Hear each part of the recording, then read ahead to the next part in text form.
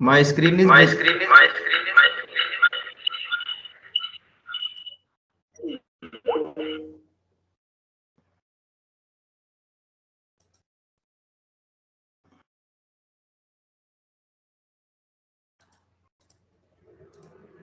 So your screen is visible. Okay. So today is the discussion of independent T test, independent sample T test. तो यहाँ पे हम start करते हैं आज की क्लास। तो पिछली क्लास में somebody can recall the previous class, what we have discussed in the previous class? Anybody?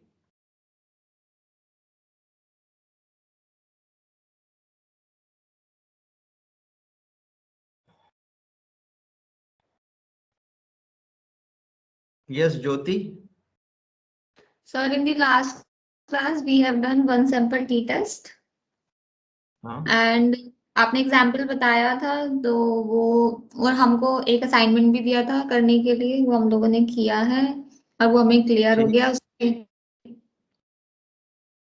One sample test is clear. Yes sir. Now come to the independent sample t test. Yes sir. What is this test? Sir, in this test, we will compare, मतलब we will try to evaluate the two groups, Okay. two different groups. So in this example,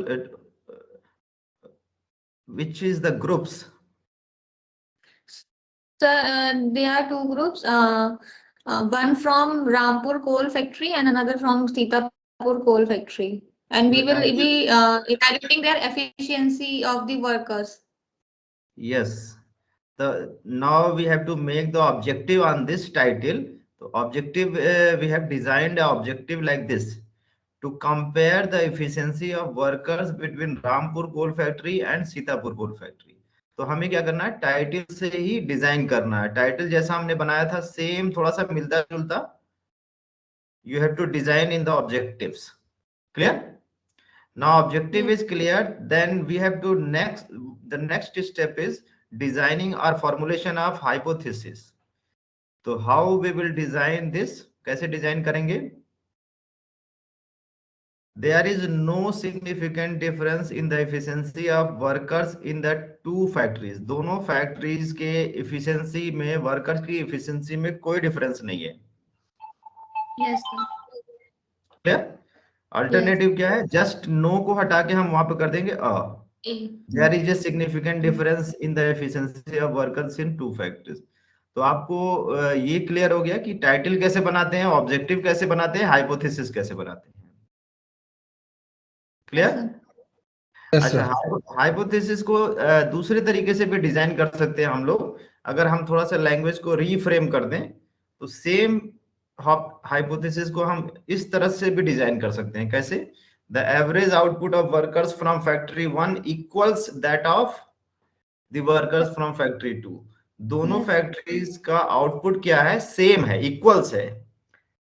ये hypothesis और पहले वाली hypothesis में कोई difference नहीं है, दोनों सेम है, बट लिखने का तरीका डिफरेंस है। यहाँ पे हम कह रहे हैं there is no significant difference, और यहाँ क्या कह रहे हैं? The average output of workers from factory 1 equals that of the workers from, दोनों बात एक ही है लेकिन लिखने का तरीका डिफरेंट है। जी। तो आपको कौन सा अच्छा लग रहा है? दोनों में से कौन सा पसंद है, पहला वाला कि ये वाला? First. अच्छा, फर्स्ट वाला नहीं पसंद आना चाहिए क्योंकि सभी लोग ऐसे ही लिखते हैं। सर उसी को लिखने की आदत हो गई है ना। नहीं, एक्चुअली ये जब हम लिखते हैं तो इसमें प्लेगरिज्म आने के चांसेस बहुत ज्यादा हैं। ये सर आप सही बोल रहे हैं, हम लोगों ने अपने मैं- सिनॉप्सिस देखा था, और उसमें मैंने प्लेगराइज दिखा था। कई कई प्लेगरिज्म रिपोर्ट देखी है जिसमें ये सेंटेंस ही पकड़ता है यहाँ से यहाँ तक। जी जी सर, पकड़ता है। There is no significant difference, तो मतलब 99% स्टूडेंट्स यही कर रहे होंगे। Yes sir. तो हमें क्या करना है, इस तरह का यूज करना है या इससे भी बेटर तरीका कुछ हो सकता है तो आप बताना। मतलब थर्ड मेथड भी होना चाहिए इसको लिखने का, एवरेज। कोई बता, सागर आप यू कैन रीफ्रेम दिस, तीसरे तरीके से इसको डिजाइन कर सकते हैं आप।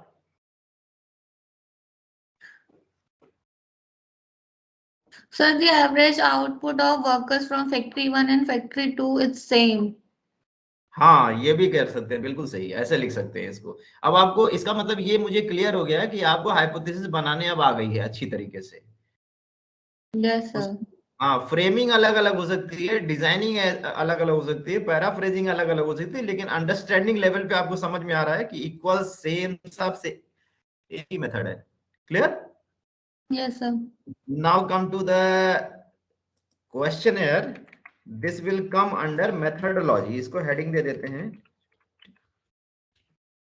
मेथडोलॉजी के अंदर ये चीजें होती हैं, क्वेश्चनर की बात, सैंपल साइज की बात कैसे करेंगे, तो क्वेश्चंस क्या क्या कैसे डिजाइन करेंगे यहाँ पे। एक तो हमारा सीरियल नंबर लिखेंगे, कितने वर्कर्स हैं। दूसरा, हमें दो फैक्ट्री का डेटा लेना है, फैक्ट्री 1 एंड फैक्ट्री 2 का, तो दूसरा क्वेश्चन हमने ये पूछ लिया। और थर्ड क्वेश्चन क्या है, production in out in terms, कितने वर्कर्स ने कितना प्रोडक्शन दिया है टर्म्स में। और सैंपल साइज हमने एक नोट कर ली कि फॉर एग्जांपल के लिए, एग्जांपल 44 वर्कर्स हैं। क्लियर?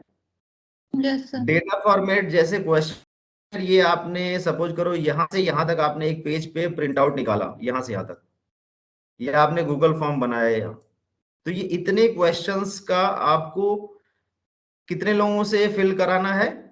यहाँ पे जो 40, सैंपल साइज दिख रही है, 44. 44। हाँ, अगर आपने गूगल फॉर्म बनाया तो हो सकता है इससे भी ज्यादा आपका डेटा रिसीव हो जाए। तो ये आपका एक फॉर्मेट है क्वेश्चनएयर का, सिंपल सा फॉर्मेट है जिसको समझने में आसानी। क्यों हमने 3 क्वेश्चंस रखे हैं, कोई बता सकता है? 3 question, only 3 question on the basis of this hypothesis.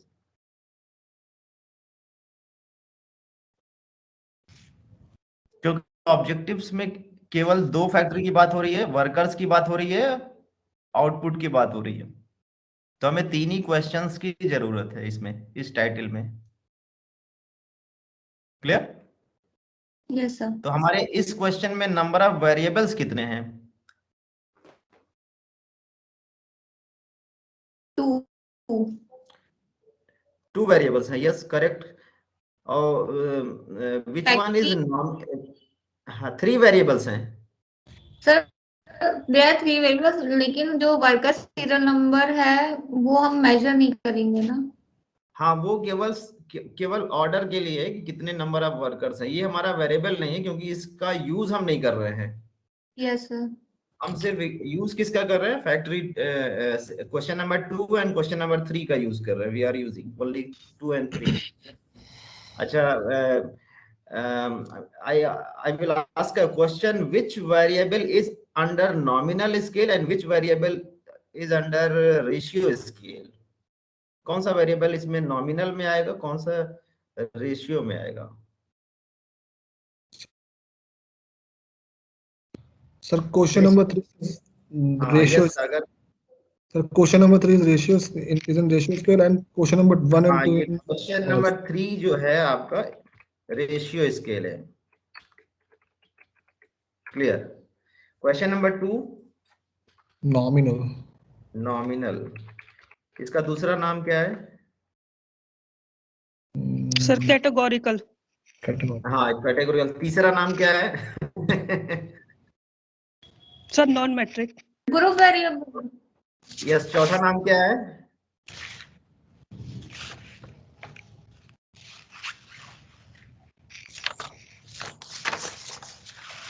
Nominal, categorical, non categorical, metric, non metric and group variable. हाँ, grouping variable. Grouping variable. Grouping variable क्यों लिखा हमने? सर क्योंकि फैक्ट्री है, 2 ग्रुप में क्लासिफाइड है, फैक्ट्री 1 एंड फैक्ट्री 2। हाँ, तो ग्रुपिंग वेरिएबल से सबसे आसानी से समझ में आ सकता है किसी को। नॉमिनल बोलेंगे तो नहीं समझ में आएगा किसी को, कैटेगरिकल से भी समझ में आएगा, नॉन मैट्रिक से भी नहीं समझ में आएगा, ग्रुपिंग एंड कैटेगरिकल से समझ में आता है ये वेरिएबल। क्लियर? एंड अगर क्वेश्चन नंबर 1 को हमें क्लासिफाई करना है कौन सा वेरिएबल है, तो ये कौन सा वेरिएबल है? नॉमिनल। नॉमिनल। रेशियो होगा सर। रेशियो होगा। सर 1 to, हाँ रेशियो होगा। वाई नॉमिनल होगा। सर नॉमिनल ये होगा। नॉमिनल नहीं होगा सर, ये तो ऑर्डिनल होगा या तो फिर रेशियो स्केल पे होगा, और मेरे हिसाब से सर ऑर्डिनल होगा ये। अच्छा, रेशियो स्केल के ये जो क्वेश्चन अगर होते हैं, रेशियो स्केल अगर होना, अगर ये रेशियो स्केल है तो वहां हमको मीन, मीडियन, मोड ऐड करना, सब्सट्रैक्ट करना, मल्टीप्लाई करना कर सकते हैं। यहाँ पे नंबर, सीरियल नंबर के साथ कर सकते हैं ये सब काम। नहीं, तो नहीं कर सकते हैं तो ये रेशियो तो हो ही नहीं सकता है। सर ये नॉमिनल है। सर हम एक असाइन कर रहे हैं सर, ऑर्डिनल एक में, ऑर्डर में आइडेंटिटी ऑर्डिनल। से वेक्टर को हम असाइन कर रहे हैं सर एक वैल्यू। तो शायद सर ये नॉमिनल होना चाहिए, ऑर्डिनल भी नहीं होना चाहिए, क्योंकि यहाँ पर एक डिफरेंस आता है ऑर्डिनल के बीच में, वो यहाँ पर शो नहीं कर सकते हम वर्कर के सीरियल नंबर से। तो it is may be nominal. Nominal. Yes sir. Anybody?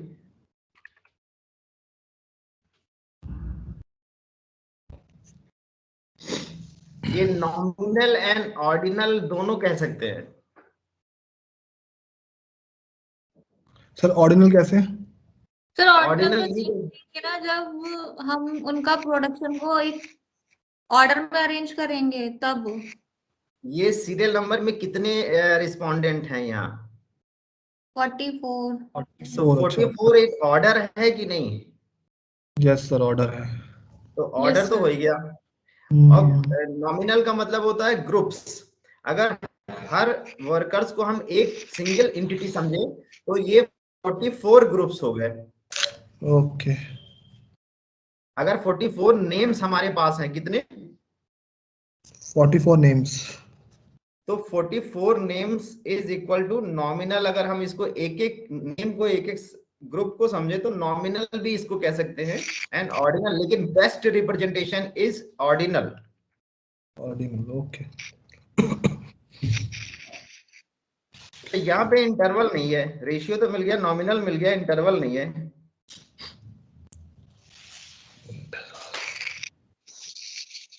What is interval?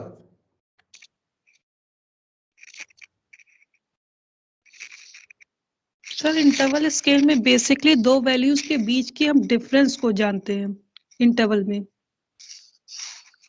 तो अगर ऑर्डिनल दो, है। हाँ, yes. Sir nominal is just like कि अगर आप कैटेगरीज को आइडेंटिफाई कर रहे हैं, ऑर्डिनल में चीजें ऑर्डर में होती है, वन इज सुपीरियर हो सकता है, एक से बेटर हो सकता है, दैट इज द ऑर्डिनल। और जो इंटरवल होते, हाँ ठीक है, बिल्कुल सही, बिल्कुल सही। ऑल्सो जो इंटरवल होता है उसमें दो वैल्यूज के बीच में डिफरेंस जो होता है वो इक्वल होता है, जो क्लास इंटरवल बिल्कुल होती सही। है। और जो एक एग्जांपल रेशियो, मैं, हाँ हाँ सर जैसे टेम्परेचर है वो बेसिकली इंटरवल स्केल का डेटा है। और जो रेशियो होता है सर जिसमें बेसिकली जीरो का सेंस होता है, जो भी चीज एक से में टाइम्स कितने टाइम्स बड़ी है, छोटी है, या प्लस डिवीजन, ये सारी मैथमेटिकल कैलकुलेशन हो जाती है जिस डेटे पे, तो वो रेशियो स्केल हो जाता है। अच्छा, जैसे अभी मैं एक एग्जांपल आपके सामने रख रहा हूँ। जी जैसे 2 4 6 2 4 6 8 10, ये कैसा स्केल है? सर ये रेशियो स्केल होगा। 2 4 6 8, अगर इस तरह की वैल्यू बढ़ रही है। हाँ तो सर रेशियो स्केल होगा, 2 4 जो है वो 2 का हाफ है, और 8 जो है वो 4 का डबल है। तो बेसिकली वो कितने टाइम है ये इंडिकेट हो रहा है इस वैल्यू से, इस वजह से ये रेशियो स्केल पे होगा। अच्छा, अगर हमने कहा कि 4 ग्रुप्स हैं एज के, जी और सभी ग्रुप्स के बीच में गैप सेम नहीं है, जैसे अगर हमने जैसे ऐसा लिया एक एज का variable, below 21 years, 21 to 25, 25 to 30, 30 to 50, 50 to 90, ऐसा कुछ लिया हमने जी ग्रुप। तो ये जी क्या है? सर ये ऑर्डिनल है, हाँ ऑर्डिनल है, क्योंकि गैप सेम नहीं है। गैप सेम नहीं है जी। अगर गैप सेम होता तो that is considered under interval scale. Interval scale, yes. और जहां पे हम मीन मीडियन सारी चीजें लगा सकें, मीन मीडियन परसेंटेज एनालिसिस कर सके, ऐड कर सकें, सब्सट्रैक्ट कर सकें, मल्टीप्लाई कर सकें, तो ये रेशियो स्केल के साथ कर सकते हैं। और यहाँ पे जीरो वैल्यू भी होती है, लेकिन यहाँ पे कैटेगरिकल स्केल में हमारे पास लिमिटेशन है। यहाँ पे कैटेगरिकल वेरिएबल जो होते हैं उनकी रिलायबिलिटी नहीं निकाली जा सकती। क्यों, कोई बता सकता है?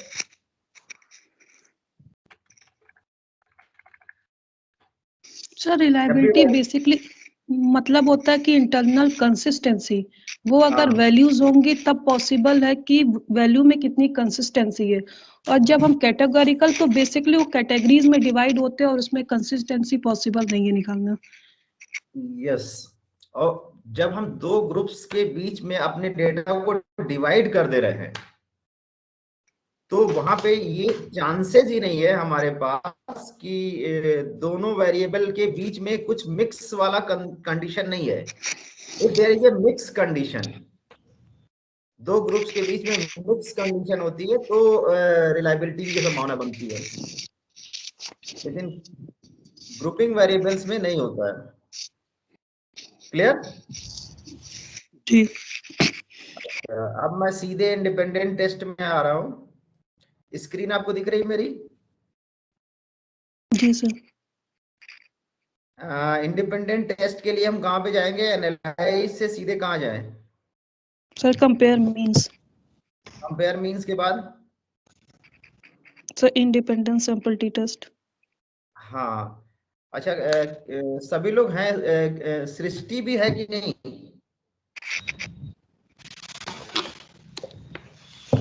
नो सर, उसके यहाँ बात की थी मैंने, उसके यहाँ कह रही थी कि वहां पे सिग्नल नहीं आते, कनेक्टिविटी इशू बहुत है। अच्छा अच्छा अच्छा, तो इसका मतलब 5 का आज 5 लोगों को ग्रुप में हमें डालना पड़ेगा। दो दो का ग्रुप हमने कहा था बनाने के लिए ना? Yes sir. तो ठीक है, हमने ग्रुप बना दिया आप लोगों का। अभी अभी दिखाते हैं। हाँ, यहाँ पे ये स्क्रीन दिख रही है कि नहीं? सर यहाँ पे कितने वेरिएबल दिख रहे हैं? वर्कर्स, फैक्ट्री, प्रोडक्शन दिख रहा है? Yes sir. कौन सा वेरिएबल टेस्ट वेरिएबल बॉक्स में जाएगा, कौन सा वेरिएबल ग्रुपिंग वेरिएबल बॉक्स में जाएगा? The production test variable में, grouping में factory। ग्रुपिंग में फैक्ट्री, बिल्कुल सही। मतलब इसको समझ में आ गया लग रहा है आप लोगों को। क्लियर? Yes sir। अच्छा, अगर यहाँ पे 3 ग्रुप्स होते तो क्या करते? यहाँ तो 2 ही डिफाइन के लिए दिया है, तो 1 2 दिया है। जैसे 3 फैक्ट्री होती तब क्या करते? ANOVA sir. एनोवा के लिए जाते हैं। हाँ, फिर we will go for ANOVA. Yes, correct. Option में 95 कॉन्फिडेंस इंटरवल है। 1% का क्या मतलब है? 90% का क्या मतलब है? 95% का क्या मतलब है?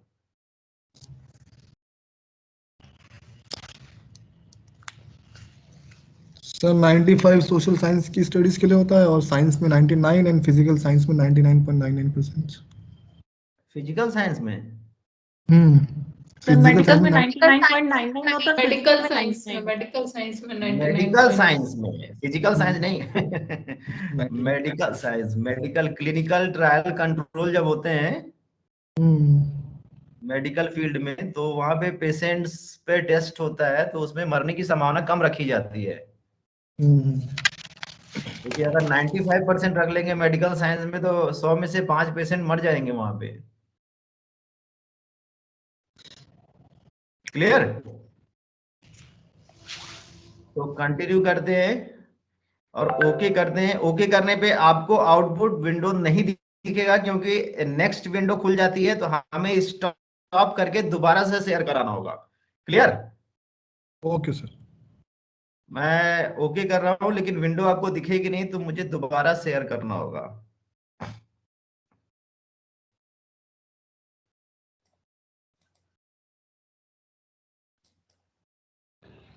सर दिख रही है विंडो?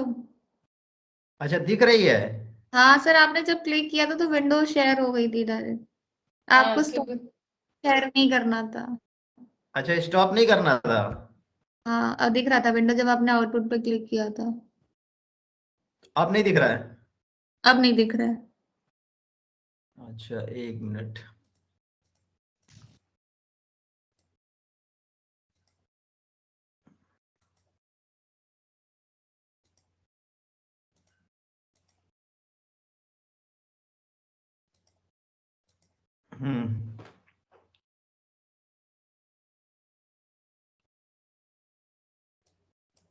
Screen is visible.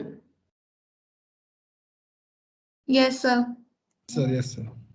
हाँ, हमने यहाँ पे कल एक डिस्कशन किया था, स्टैंडर्ड एरर मीन।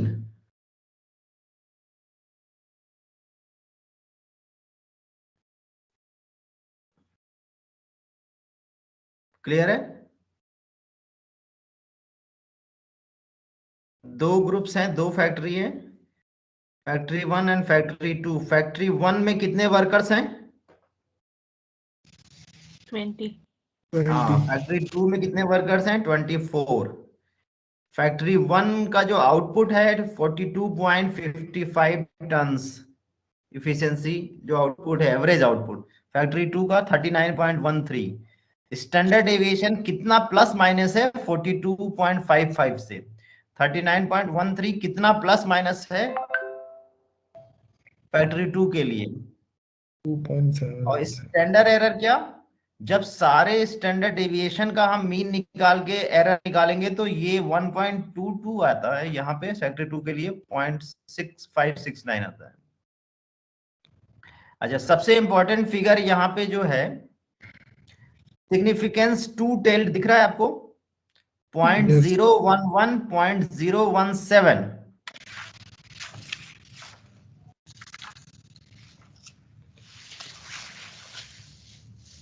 0.011 0.017, ये दोनों फिगर दिख रही है?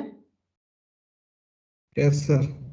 अच्छा, यहाँ पे दो रोज का आउटपुट जनरेट होता है। पहला है इक्वल वेरिएंस एज्यूम, दूसरी रो में क्या लिखा हुआ? Equal variance not assumed. किसी को इसके बारे में थोड़ा सी नॉलेज है, क्या होता है ये equal variance assume, equal variance not assumed?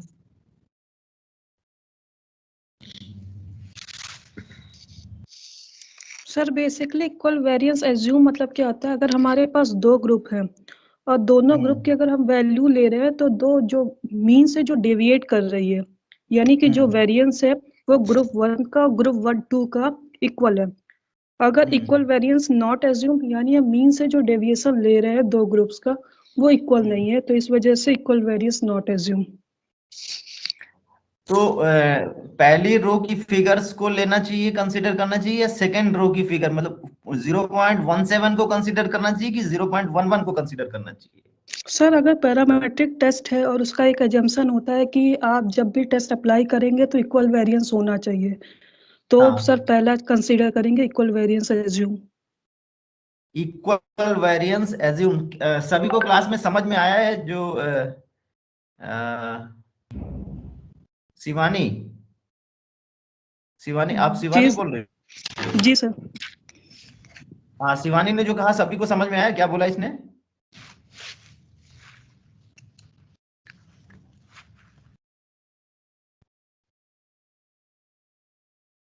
नहीं क्लियर है पूरे अच्छी तरीके से? सर थोड़ा इजी फॉर्म में इसका समझ।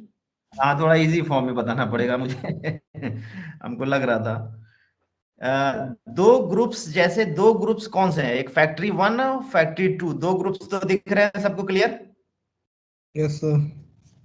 अच्छा, दोनों का मीन भी सामने दिख रहा है 42.55 39.11, यस सर दिख रहा है। और दोनों का जो डेविएशन है वेरिएंस, स्टैंडर्ड डेविएशन, ये भी दिख रहा है। Yes sir. तो हाइपोथेटिकल इमेजिनेशन करो कि दो ग्रुप्स आपके आंखों के सामने हैं, दो ग्रुप्स, और उन दोनों ग्रुप्स का जो वेरिएंस है स्टैंडर्ड डेविएशन से, वो इक्वल वेरिएंस फील हो रहा है या नहीं फील हो रहा है, ऐसा इमेजिन करो आप हाइपोथेटिकल। डेविएशन जो है मीन से दोनों ग्रुप का, equal variance assumed, equal variance not assumed. अगर बराबर वेरिएंस है आपका ऑलमोस्ट,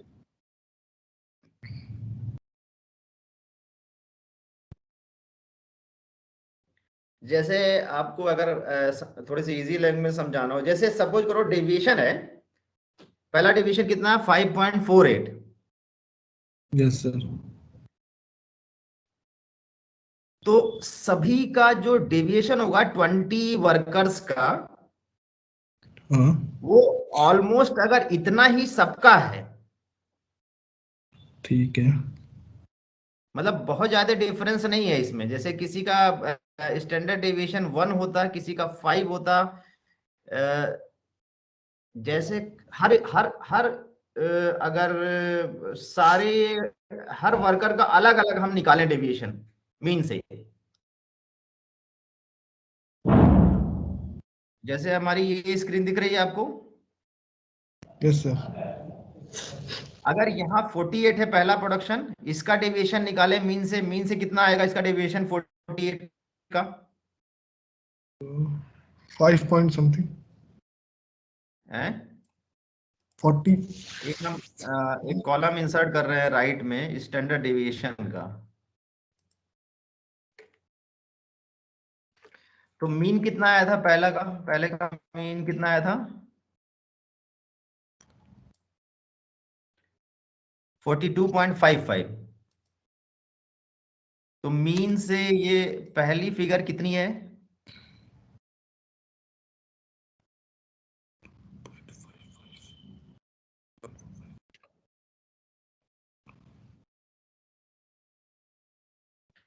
ऐसे 5.4 है। 5.45। अच्छा, इससे निकालेंगे कुछ और आएगी फिगर। अरे यार, यहाँ कितनी आएगी? 2.45।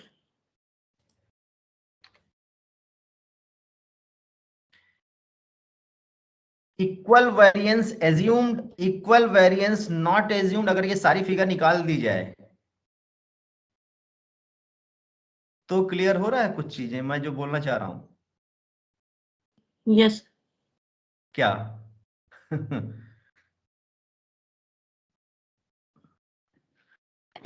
कि सर वेरिएंस जो है वो अलग अलग है सब में, हाँ, तो हमें अगर जो हम है, एज्यूम, हाँ हम तो यस, हम इक्वल वेरिएंस को ही अज्यूम करके जो है वो ही लेकर आगे बढ़ेंगे। और अगर अनइक्वल है वेरिएंस, इक्वल वेरिएंस नहीं है, तो सर रिजल्ट पे इफेक्ट पड़ेगा उसका। हाँ तो फिगर थोड़ी सी डिफर आती है। इक्वल वेरिएंस नॉट एज्यूम, तो हम ये लोअर कॉलम को यूज करते हैं। क्लियर? Yes sir. तो यहाँ पे फिगर क्या आई है 0.17, कितनी आई है?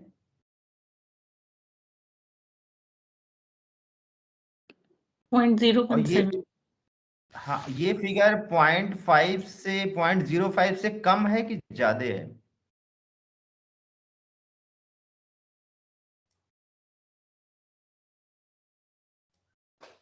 Point 0.017 is less than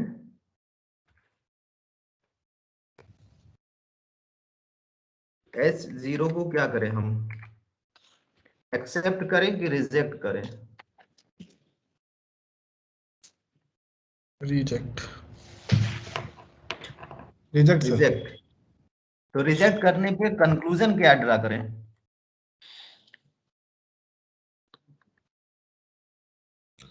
there is a significant difference in the efficiency of the two factory workers.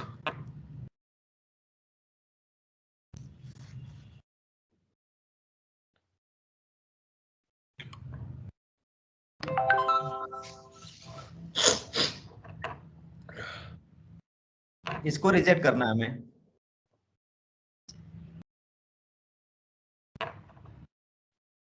The average output of the workers from factory 1 equals that of the workers from factory 2। इसको reject करना है। Reject करना means नहीं मानना है इसको।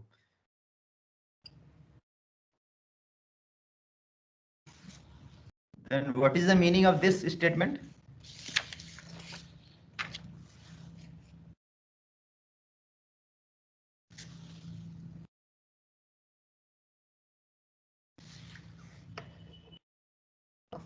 इसको नहीं मानना है। There is no significant difference को नहीं मानना है, रिजेक्ट करना है इसको।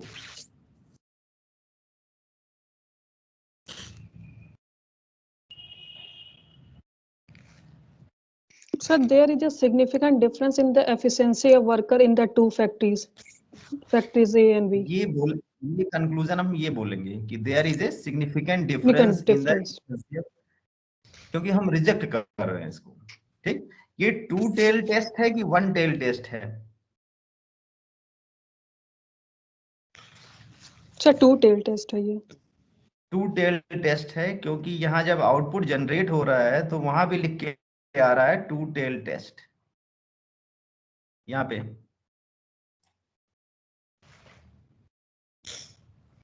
वन टेल्ड का क्या मतलब होता है? What is the meaning of one tailed?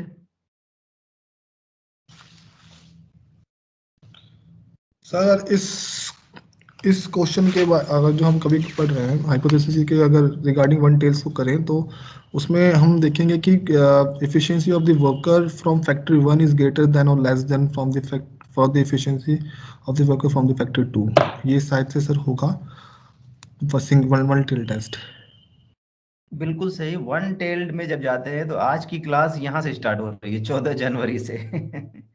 अभी तक हम लोग 12 जनवरी वाली क्लास में थे। सर मुझे एक क्वेश्चन और पूछना था सर। हाँ, यस सर जो ये ऊपर जो मैट्रिक्स आप स्क्रॉल करेंगे नहीं ऊपर, ये जो टेबल है सर, बीच में मैं सर इसमें सर वो हो गया था, मीटिंग से आउट हो गया था बिकॉज अच्छा। ऑफ द नेटवर्क, तो मुझे समझ में नहीं आया ये एक सर हम इसमें इक्वल वेरिएंस एज्यूम करते हैं या फिर equal variance not assumed? Equal मतलब किस वेरिएंस एज्यूम्ड, इक्वल वेरिएंस। अभी शिवानी ने क्या बोला था? सर उन्होंने बताया equal variance assumed for normal distribution उस समय अगर हम जब शिवानी ने पैरामेट्रिक बोला। टेस्ट यूज कर रहे हैं, कौन सा ठीक है, टेस्ट? पैरामेट्रिक। नॉन पैरामेट्रिक नहीं, पैरामेट्रिक। हम्म और उसमें हमारा डेटा क्या है? नॉर्मल है और होमोजीनियस है। कैसा है? Normal and homogeneous. इसकी अलग क्लास हम लोग करेंगे, अभी कंफ्यूज नहीं करना चाहते हम अभी। नॉर्मल एंड होमोजीनियस अगर हमारा डेटा है, क्योंकि अभी हम इसकी बात ही नहीं कर रहे हैं हम लोग नॉर्मेलिटी एंड होमोजेनिटी की, इसलिए हम अभी 0.017 को यूज कर रहे हैं। अगर हम होमोजीनियस एंड नॉर्मल हमारा डेटा अगर हो जाता है तो हम 011 का यूज करेंगे। अगर हमें ये पता चल जाए, if we are sure that our data is normal and homogeneous, homogeneous मतलब इक्वल वेरिएंस, होमोजीनियस का मतलब क्या होता है? Equal variance, then we will use this 011। लेकिन हमें अभी क्लियर ही नहीं है कि हमारा डेटा नॉर्मल है कि नॉट नॉर्मल है, तो हम ये मान लेते हैं कि ना नॉर्मल है ना ही होमोजीनियस है, इसलिए हम 017 को कंसीडर, इसीलिए मैंने हाईलाइट किया हुआ उसको। ओके ओके सर, अब क्लियर सर हुई मेरी बात? क्लियर सर, आपका अब क्लियर है सर। हाँ थैंक यू बिल्कुल, सर। कोई भी कंफ्यूजन हो हम एकदम बहुत आराम से इस क्लास को रन करेंगे, बहुत सबको समझ में आना चाहिए। क्या हो रहा है? क्लियर? Clear sir, clear. अच्छा, अब हम लोग आते हैं नेक्स्ट क्लास में, अपनी आज की क्लास में, क्योंकि पीछे हम लोग डिसकंटिन्यू हो गया था। यहाँ पे हमने वन टेल टेस्ट को डिस्कस किया है केस 2 में। क्या हमने हाइपोथेसिस डिजाइन की इसके लिए? efficiency of worker 1 is less than that of workers factory 2। हम ये मान के चल रहे हैं, एज्यूम कर लिया हमने कि फैक्ट्री 1 की जो एफिशिएंसी है वो कम है फैक्ट्री 2 से। ऑल्टरनेट क्या बनेगा, इसी का reverse, efficiency of worker 1 is greater than that of workers factory 2। इसको दूसरे तरीके से कैसे लिख सकते हैं,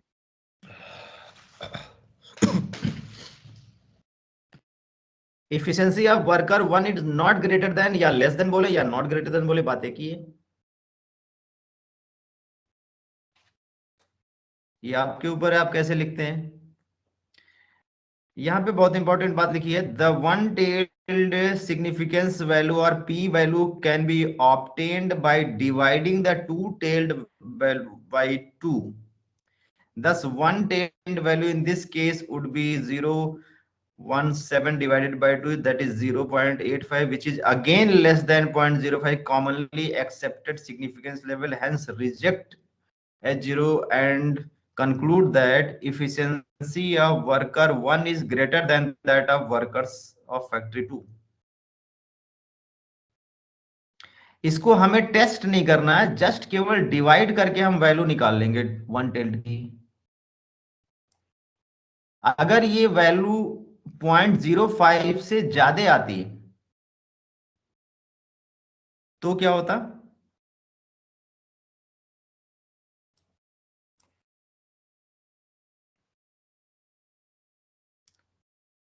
H zero not detected।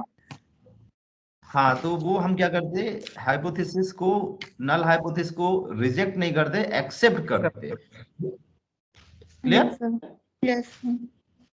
One tailed and two tailed test is clear और not? Yes sir। Yes sir। Yes sir. तो इंडिपेंडेंट टी टेस्ट Yes, में sir। हम दो लेवल है, एक वन टेल टेस्ट, एक another is two tail test. तो ये हम दोनों टेस्ट यूज कर सकते हैं इसमें। अच्छा, इसका एक नेक्स्ट लेवल भी है, इफेक्ट साइज। क्या मैंने बोला? Effect size.